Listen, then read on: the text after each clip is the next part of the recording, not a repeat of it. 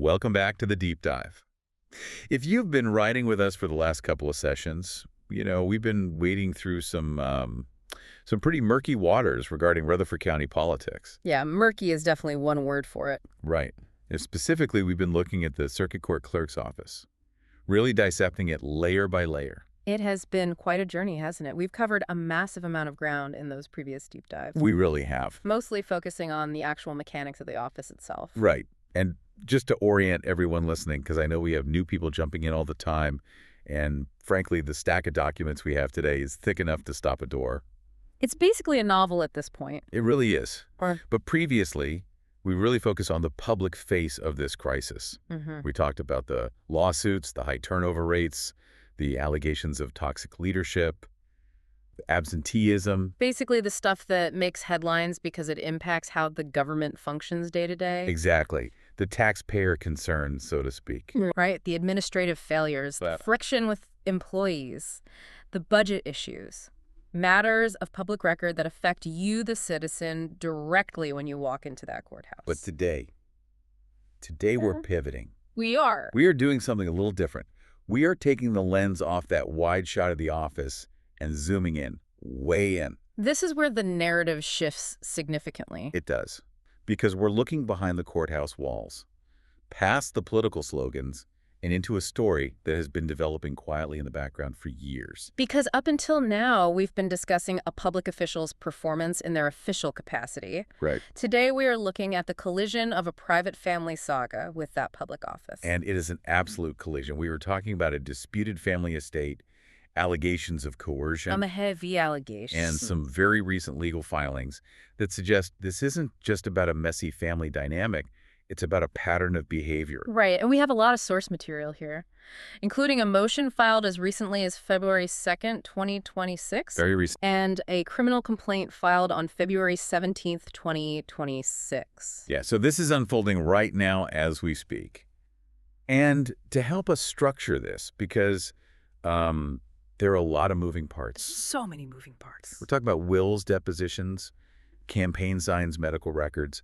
We're going to look at this through the framework of 3 arenas. 3 distinct arenas. I love a good framework. It keeps us honest. It does. Okay, let's unpack this. What are the 3 arenas we are looking at today? So based on the documents we have in front of us, a specific pattern of behavior involving Melissa Harrell has emerged in these 3 spheres. Okay. First, you have the private sphere. Right. This involves a highly disputed family estate, a Harrell empire, if you will, and serious allegations regarding a will and the treatment of vulnerable family members. Okay, so that's the personal side, the stuff that usually stays behind closed doors. Correct, usually.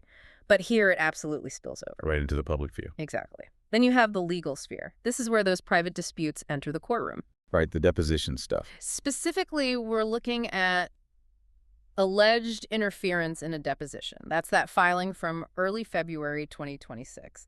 This is about how one conducts themselves within the legal process itself. And the third arena. The political sphere. Okay. This is the newest development.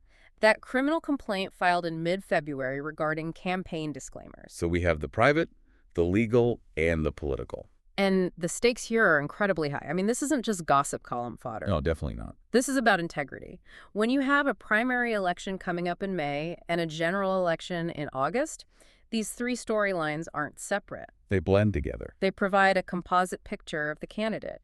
You, as the voter, have to look at the whole person, not just the person standing behind the podium giving a speech. That is our mission today. We want to look behind the curtain to understand what we're calling the Harrell pattern. The Harrell pattern. And I'll tease this right now. There's a specific quote in our sources regarding money that when I read it, I literally put my coffee down.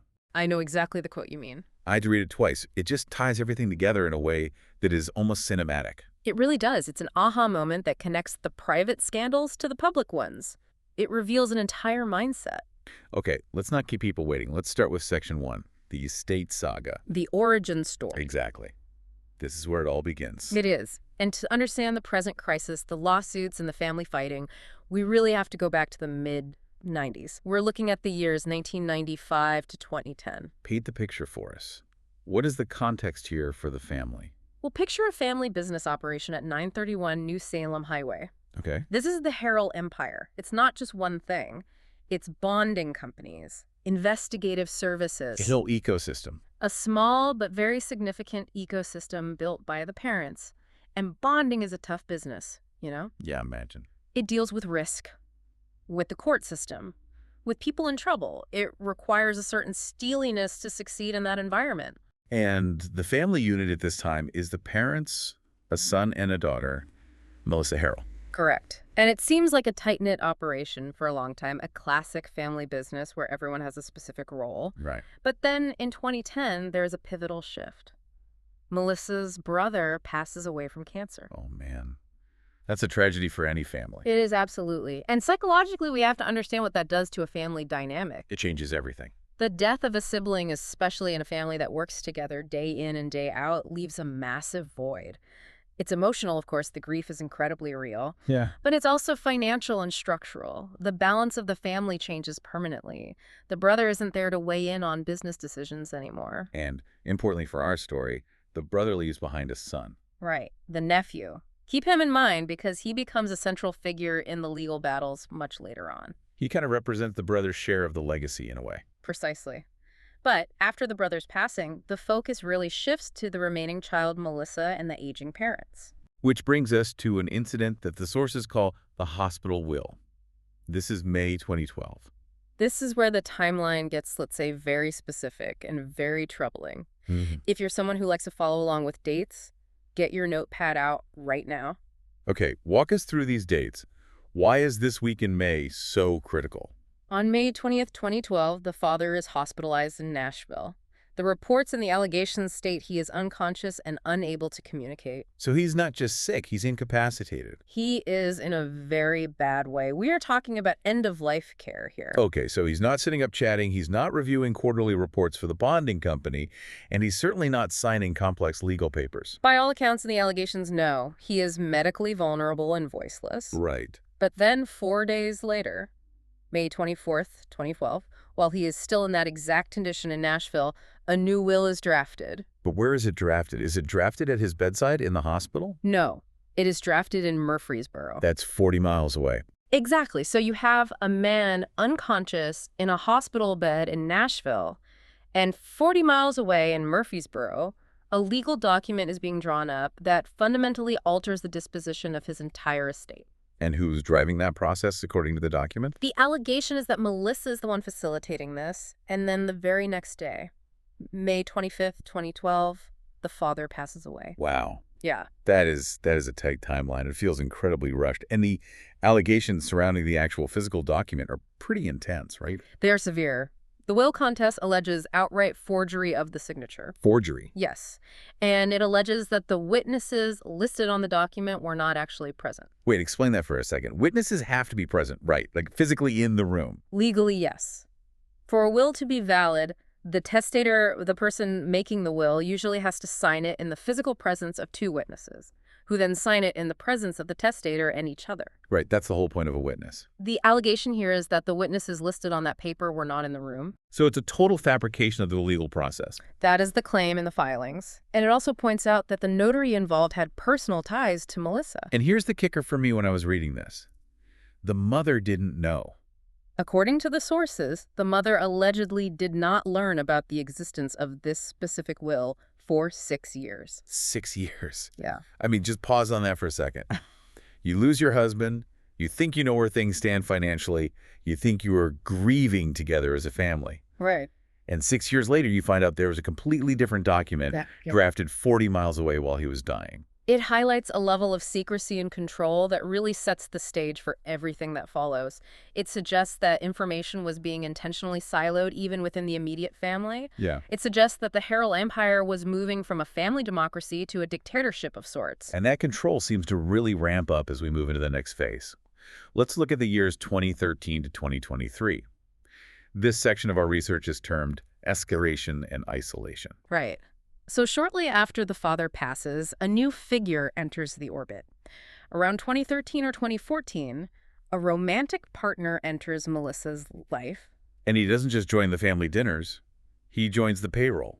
He is hired directly into the family business. Yeah. Now, looking at the financial background here, there are some glaring red flags. The sources mention this partner has 2 bankruptcy filings in his history. Which, again, isn't a crime. People hit hard times. True. But when you're bringing someone into a family business that specifically deals with bonding and large sums of money. It raises immediate questions about financial stability and motivation. It changes the ecosystem of the business.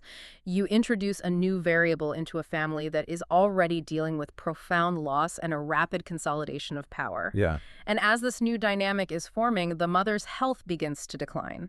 In 2018, she is diagnosed with dementia. This is the part of the source material that is just really hard to read. You have an elderly woman losing her memory, losing her agency. It's devastating. Dementia is a cruel disease. It makes you entirely dependent on the people around you to tell you what is true and what isn't, to tell you what happened yesterday and what happens in this case. The mechanisms of control tighten significantly.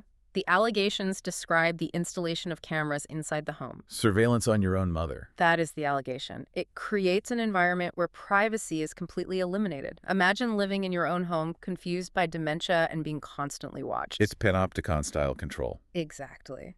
And alongside the physical surveillance, there are legal maneuvers happening. Yes. A new will is executed. Mm-hmm. This one leaving absolutely everything to Melissa. And the property transfers too, right? Yes. Multiple quitclaim deeds. Can you explain what a quitclaim deed is for those who aren't real estate lawyers? Because I had to look it up. Sure. A quitclaim deed is a very simple legal instrument. It transfers whatever interest a person has in a property to someone else. Unlike a warranty deed, it doesn't guarantee the title is clear. It just says, I'm giving you whatever I have. Yeah. It's often used between family members because it's fast and easy.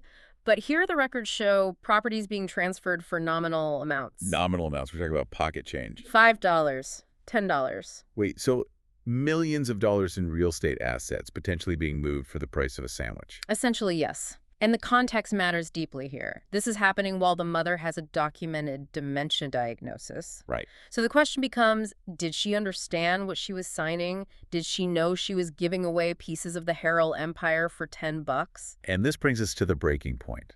The nephew. Remember him. The son of the late brother. Right. He sees what is happening, and on December 20th, 2023, he files a formal will contest. And he's not mincing words in this filing either. He alleges undue influence, coercion, concealment, and full-blown financial exploitation.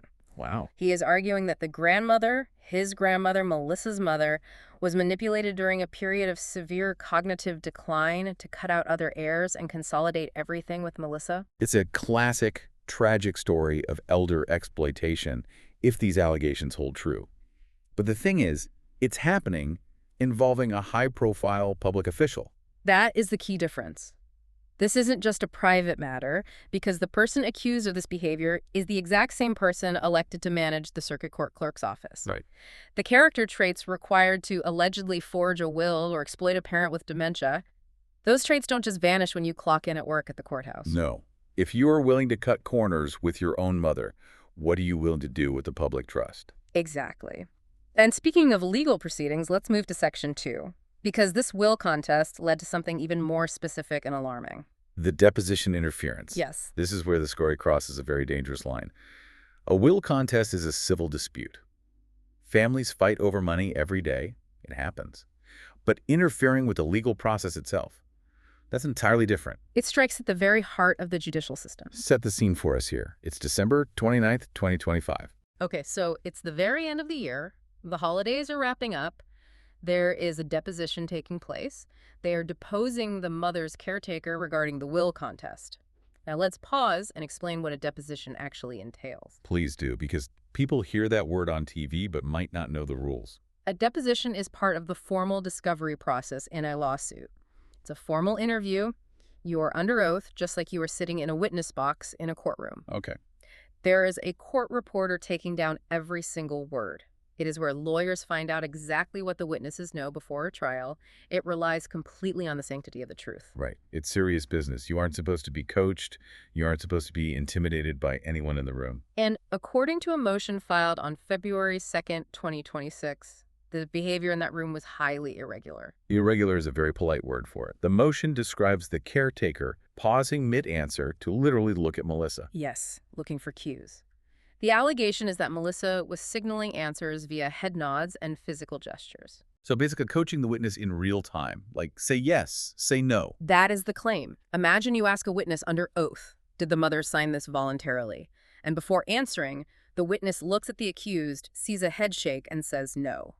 That completely destroys the integrity of the testimony. It makes the whole process pointless. It does. And it wasn't just the signaling either. The motion claims Melissa was directing hostile stares toward the nephew, the petitioner, during the proceedings. Intimidation. It's nonverbal, but it is incredibly powerful. Staring someone down in a legal setting is a way of saying, I am watching you and I am in control here. It paints a picture of someone who just cannot relinquish control, even when the law explicitly requires them to sit back and let the process happen independently. And the legal fallout from this is significant. The motion filed in February isn't just a standard complaint, it's asking for severe sanctions. It requests excluding the deposition entirely, recalling the witness, and crucially, it asks for an adverse inference. This is a term we really need to unpack for people. Adverse inference. Yeah, enlighten us. What does that actually mean in a practical sense in a courtroom? It's a very serious legal sanction. If a judge grants an adverse inference, they are essentially instructing the jury or the court to assume that the information being hidden or tampered with was actively harmful to the person doing the tampering. Wow. It's the court saying, because you acted this way, because you interfered, we are legally going to assume the worst about what you were trying to hide. That is huge. It's the legal system saying we see exactly what you're doing and it's going to cost you the case. It shifts the entire narrative from a messy family dispute to alleged active interference in legal proceedings. It suggests a desperate need to control the narrative even when you are sitting under oath. And remember who we are talking about here. This is the Circuit Court Clerk of Rutherford County. Her job is literally to oversee the administration of court documents and proceedings. Exactly. For a circuit court clerk to be accused of subverting a legal proceeding, the irony is just palpable. It's like a fire chief being accused of arson. It fundamentally undermines the core credibility of the office she holds. It's more than irony. It's a direct conflict with the values of the office, which transitions us perfectly to Section 3. Because while all this private drama was happening, the cameras, the deposition, the clerk's office was having its own meltdowns publicly. Right. We need to map the timeline of the office controversies against this family timeline because they aren't happening in separate universes. The overlap. They are parallel tracks. Yeah.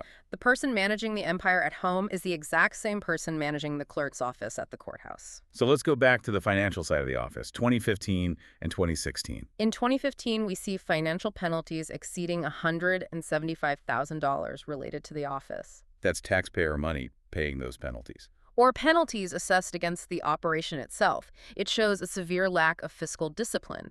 It shows that the books weren't balancing or the basic rules just weren't being followed. But then in 2016, a senior judge actually steps in and revokes the bonding company license tied to Melissa's family. Why did a judge have to step in? Prohibited financial interest. You cannot regulate the bonding companies as the clerk of the court while simultaneously having a family financial interest in one. It is a massive, blatant conflict of interest. It seems so obvious. You can't be the referee and a player at the same time. You can't call the fouls if your own family is out there on the court. Precisely. And yet it required a senior judge to intervene. She didn't divest voluntarily when she took office. She had to be legally told to stop. Which suggests a blindness to ethical boundaries, or a belief that the rules simply didn't apply to her. And then we move into the culture of the office itself.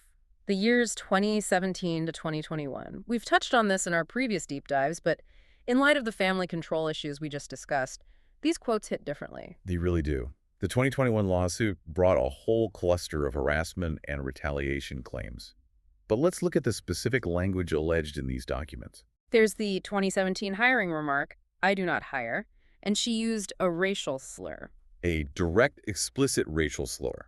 We won't repeat it here, of course, but the documents state it is the most offensive word in the English language regarding race. And then there's the quote, "Do not let that brown lady back in my house." Again, blurring the lines between the official office and the personal residence, and doing so with highly discriminatory language. It's not just, "I don't like this particular employee," it's, "I don't like this kind of person." And the mocking of vulnerable employees. The quotes say, "Oh Lord, domestic violence," and "Oh Lord, disability." It shows a profound lack of empathy. A leader's job is to protect the vulnerable in their staff. These quotes suggest a leader who actively mocks them for their struggles. But there is one story in the documents that really stands out to me as indicative of this entire mindset. The retail story. Oh, this one. This is the story about locking a girl in a closet. Yes. The allegation is that she admitted to locking a black girl in a closet at a retail job because she thought the girl was going to steal. Just pause on that. Imprisoning a human being in a small closet based on a suspicion.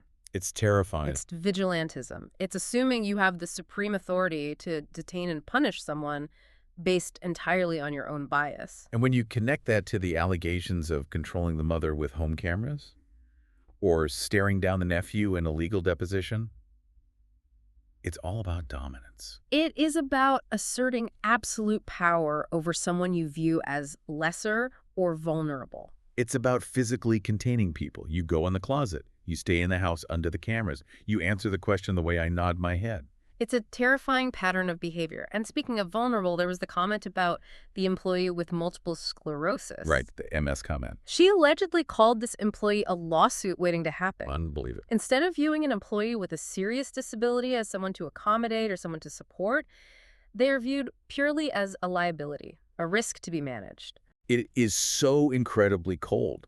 It reduces a human being struggling with the disease to a legal problem for the office. Yeah. And operationally, the office was just chaotic too. We had the commissary business. Yes. Running an unapproved commissary business inside the government office. Way inside the clerk's office. Exactly. Selling snacks or goods, but not going through any of the proper county channels. So off the books entirely. Completely. And then actively attempting to conceal that operation from the state comptroller. Again, the theme is I can do whatever I want and I can hide it from the people who are supposed to be watching me. It's the exact same energy as the hospital will. Doing things in secret because you know they might not stand up to actual legal scrutiny. And then there's the NAACP lawsuit in 2022. Right. Alleging the charging of a poll tax, just another layer of disenfranchisement and rule breaking. And all the while, was she even there? Was she steering the ship through all this chaos? That's the other parallel here. Absenteeism. From 2016 all the way to 26 reports of arriving at 10 a.m., leaving by 2 p.m., or often not showing up at all. So wait. She has the energy to allegedly draft complex wills 40 miles away, run an off-the-books commissary, and coach witnesses in depositions, but not to work a full 8-to-5 day for the county taxpayers who paid her salary. It creates massive instability, high turnover. When the leader is absent or unpredictable, the staff lives in a state of fear or total confusion. And we see that clearly in the turnover numbers we discussed in part 1. Okay, so we've covered the estate and the office. But there's a third arena, the campaign. And this is breaking news, relatively speaking. February 17th, 2026. Very recent. A formal complaint filed with the District Attorney General. What is this specific violation here? False campaign disclaimers. But play devil's advocate for a second here. Is this just a typo? Like, did someone just print the wrong name on a plastic yard sign? We're blowing it out of proportion? No. That's often the defense in these cases. Oh, it's just a clerical error at the print shop. Right. But the statutes in Tennessee are pretty clear. We're looking at Tennessee Code annotated 219-120 and 219-142. Lay it out for us. What do those codes say? The complaint alleges that 2 large signs, one at 924 New Salem Highway and one on Highway 231 North, list a former treasurer. Okay. But the official filings with the Election Commission show a completely different current treasurer. So the public driving by is being told one person is responsible for the campaign money, but the actual legal paperwork says someone else entirely. Exactly. And the statute specifically covers knowing distribution of false materials. This is a Class C misdemeanor. A misdemeanor. So it's not a fine, it's an actual crime. It requires criminal review. And the complaint requests civil penalties up to $10,000 per single violation. Why does this matter, though? I can hear some listeners out there thinking, who cares who the treasurer is? It's just a name on a sign. It matters deeply because campaign finance laws are the absolute bedrock of political transparency. We need to know who is handling the money to prevent corruption and dark money influence. Right. If you can't even get the disclaimer on your sign right, or worse, if you are intentionally misleading people about who is involved in your campaign finances, it speaks to the exact same pattern of disregarding statutory requirements. It's the exact same thing as the will, isn't it? The rules say the witness has to be in the physical room, but I'll just do it my way. Yep. The rules say I can't own a bonding company while being clerk, but I'll do it my way. The rules say I need the correct treasurer listed, That doesn't but matter. which brings us perfectly to Section 5. Synthesis. Yeah. We need to tie this all together for the listener. The Harrell pattern. When we look at the estate, the office, and the campaign, we aren't seeing three different people reacting to different stress. We are seeing one single person operating with incredibly consistent modus operandi spanning over a decade. Let's list those common threads so they're crystal clear. First, control and coercion. Whether it's allegedly isolating a mother with dementia and drafting a will for her, or allegedly signaling answers to a witness in a deposition to control their sworn testimony. It's about forcing a specific outcome, regardless of the rules. It's about bending reality to your own will. Exactly. Second thread, financial irregularities. We have the alleged financial exploitation of the family estate. Right. We have the $175,000 in office penalties. We have the concealed commissary business running out of the courthouse. We have the prohibited conflict of interest with the bonding company. Money just seems to constantly move in the shadows around her. There's always a fog around the finances in every arena. Always. Third thread, retaliation and intimidation. The hostile stares at the nephew in court. The lawsuit waiting to happen comments to a disabled employee, locking an employee in a closet over a suspicion. The environment she creates is one of fear. It's management by peer intimidation. And the fourth thread, a discriminatory mindset. The explicit racial slurs, the mocking comments about domestic violence and disability, the brown lady comment. It strongly suggests a worldview that categorizes people into us and them, or worthy and unworthy. And there is that quote, the one I mentioned at the very beginning of the deep dive. Yes, here it is. It doesn't matter to me. It's not my money. That just sums it all up, doesn't it? It really does. It Yeah. is a profound statement of detachment from consequence. When it's the taxpayers' money paying the $175,000 in penalties, it's not my money. Right. When it's the family estate being drained through quitclaim deeds, it doesn't matter to me so long as the end result benefits the controller. It suggests a complete and utter lack of stewardship. A good steward protects resources that aren't theirs. This mindset is the exact opposite. It exploits resources that aren't theirs. And that is an incredibly dangerous mindset for a public official to hold. A clerk is inherently a steward of the court's records and a steward of the public's trust. If the mindset is it's not my money, it doesn't matter, then how can the public trust that office to be run efficiently? How can you trust them with the county budget? They can't. And that leads us to our outro, the voter's dilemma. We are sitting here in early 2026. The primary election is fast approaching in May. The general election is in August. And the voters of Rutherford County have a lot of complex information to process. They do. Let's recap the current reality. The incumbent circuit court clerk is actively facing a will contest alleging forgery. Check. She is facing formal allegations of interfering with a sworn deposition. Check. And she is facing a brand new criminal complaint regarding campaign violations. Check. Plus the entire documented history of lawsuits, discrimination claims, and absenteeism.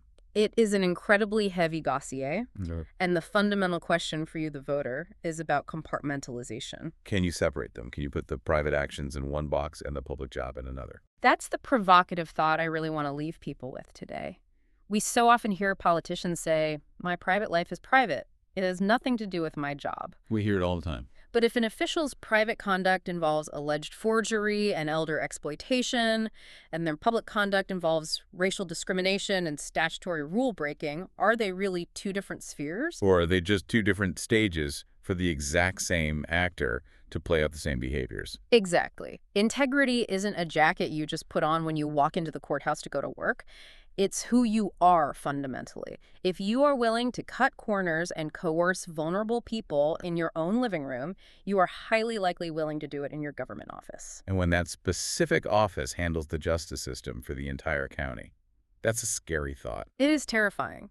The circuit court clerk holds a position of immense public trust. They handle highly sensitive documents, they handle large sums of money. They handle people's lives at their absolute most vulnerable moments in the legal system, when people are getting divorced or sued or facing charges. And if the person at the very top of that system has a demonstrated pattern of exploiting vulnerability, whether it's a mother suffering from dementia or an employee battling MS, that is a massive systemic risk to the county. It's a crisis, hence the title of our series. Well, there you have it. That is the Harrell pattern laid bare. We've looked closely at the documents, we've connected the dots across a decade, and now the rest is really up to the voters to decide. We will definitely keep watching. There are motions currently pending. There will be judicial rulings on that deposition interference very soon. There will be developments on the criminal campaign complaint. And you can bet we will be right here to cover it. We'll continue following every new filing, every motion, every single new chapter in this ongoing saga. Because the truth is always in the details. Absolutely. Thank you so much for listening to this deep dive into Rutherford County politics. This has been part 3 of our look into the crisis in the clerk's office. We'll see you in part 4. Stay curious. Stay informed. Goodbye for now.